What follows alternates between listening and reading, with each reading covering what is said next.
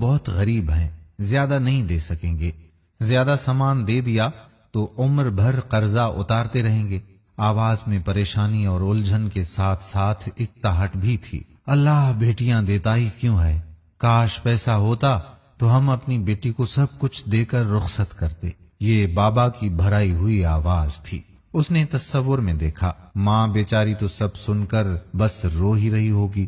اسے خود پر غصہ آ رہا تھا، جی چاہ رہا تھا کہ جا کے زور زور سے کہہ دے کہ مجھے کچھ نہیں چاہیے، مجھے کچھ بھی نہیں چاہیے، بس آپ لوگوں کی خوشی، مسکراہٹ اور سکون ہی میرے لیے سب سے بڑا جہیز ہے۔ مگر اسے خیال آیا میں مجبور ہوں، ظالم سماج نے جہیز لازمی بنا رکھا، ضرورت مجھے نہیں، میرے سسرال کو ہے۔ اگر بات میری ہوتی، بات بیٹی کی ہوتی تو کوئی بیٹی جہیز کو اپنے باپ کے لرزتے جسم، پریشان چہرے، اپنی ماں کے بہتے آنسو، سوچوں میں گم چہرے اور بھائی کے کندھوں پر بننے والے بوجھ پر ترجیح نہ دیتی، بلکہ ہر بیٹی جہیز میں باپ کا کھلکھلاتا چہرہ، ماں کی محبت بھرے بوسے اور بھائی کے پیار کی طلب کرتی۔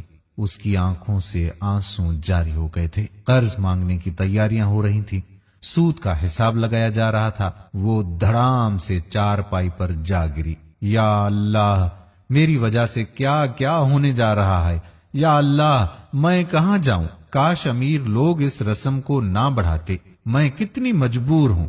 کاش سسرال سے پیغام آ جائے کہ ہمیں بس بیٹی سے مطلب ہے، سامان تو ہمارے پاس سب ہے، ایک بیٹی کی کمی ہے۔ اب بھی آواز آ رہی تھی، شادی پر غم کی آواز۔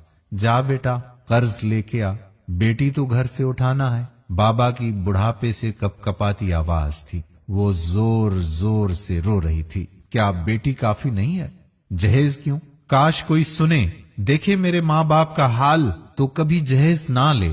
لاکھوں بیٹیاں جہیز نہ ہونے کی وجہ سے بوڑھی ہو گئی ہیں، لاکھوں اپنے ماں باپ کو عمر بھر کے لیے مقروض کر کے اٹھی۔ وہ چلا رہی تھی، ارے کوئی دیکھو، میرا گھر برباد ہو رہا ہے، میرے ماں باپ کبھی ہنسیں گے نہیں، ایک جہیز دے کر عمر بھر محنت کر کے مر جائیں گے، اور جنازے پر جب اعلان ہوگا کہ جس نے کچھ لینا ہے ان کے بیٹے سے لے لے، تب بھی جہیز والا قرض باقی ہوگا، کوئی تو بچاؤ۔ میں اپنے ماں باپ کے گھر کو ویران نہیں کرنا چاہتی، کوئی تو سنو۔ میں سن رہا تھا، دیکھ رہا تھا، ایک مہکتے ہوئے باغ کے مالی اپنے ہی ہاتھوں سے باغ میں خزاں لانے جا رہے تھے، ہنستے بستے گھر میں اداسی اور ویرانی کی تدبیریں خود اہل خانہ کر رہے تھے۔ اپنی مسکراہٹوں اور سکون کو گھر سے خود نکالنے کی صلاح ہو رہی تھی، اور معصوم دل بیٹی اندر ہی اندر میں خون کے آنسو بہا رہی تھی۔ وہ کچھ نہیں چاہ رہی تھی، بس اپنے ماں باپ کے چہروں پر مسکان کے سوا۔ میں فوراً لڑکے والوں کے گھر پہنچا، ان کے سامنے اجڑتے ہوئے گھر کا منظر پیش کیا۔ وہ سمجھ گئے اور بولے کہ ہماری بھی بیٹی ہے، آج ہم جہیز نہیں لیں گے تو ہو سکتا ہے کل ہمیں بھی نہ دینا پڑے اور بیٹیوں کو بوجھ نہ سمجھا جائے۔ آؤ ہمارے ساتھ اجنبی۔ وہ مجھے ساتھ لے کر لڑکی والوں کے گھر پہنچے۔ لڑکے کا باپ بولا، بھائی صاحب ایک بات کا خیال رکھنا، ہمیں بیٹی دے رہے ہو، اس سے آگے کچھ نہیں بچتا، کسی بھی اور زحمت میں نہ پڑنا، ہمارے ہاں ایک بہو کی کمی ہے، باقی سب کچھ تو چل رہا ہے اور چلتا ہی رہے گا۔ وہ سن رہی تھی، سکتہ تاری تھا، آسمان کی جانب دیکھ رہی تھی۔